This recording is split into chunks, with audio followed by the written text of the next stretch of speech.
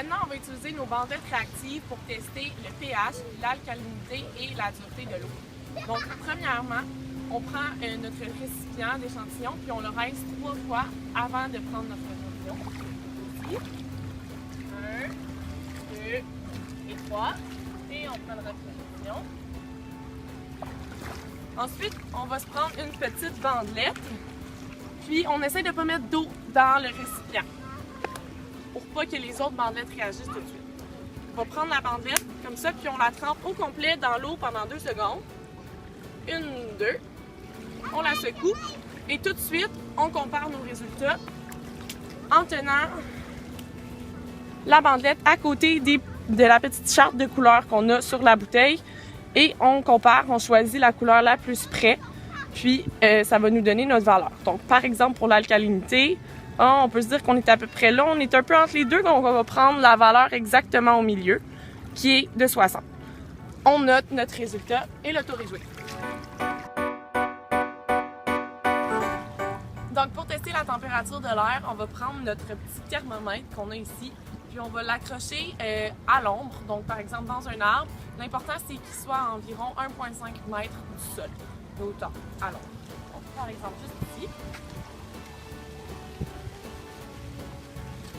Et puis, on le laisse comme ça pendant 5 minutes.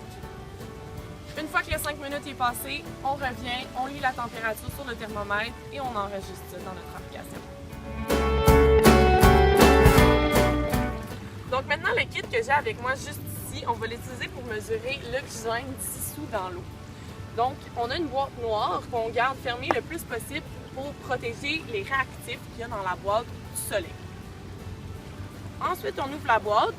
Ici, on a une charte de couleurs qui va nous permettre de comparer nos résultats aux couleurs qu'il y a ici, puis d'obtenir un chiffre. Dans cette petite boîte-ci, on a des petites fioles avec un petit réactif dedans qui réagit avec l'oxygène dans l'eau en changeant de couleur et il va devenir un de ces bleus-là.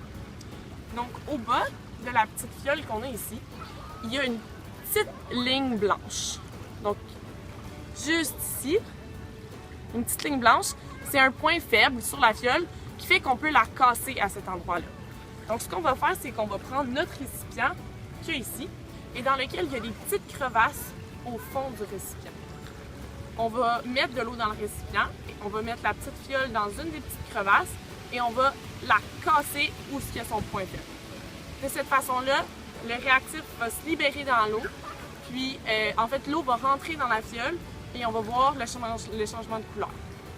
Ce test-là, ça peut être utile de le faire à deux parce qu'une fois que ça c'est fait, il faut attendre 2 minutes pour comparer la couleur avec celle qu'on a dans la boîte. Donc, on va prendre notre échantillon d'eau le plus loin possible sous la surface de l'eau. On y va.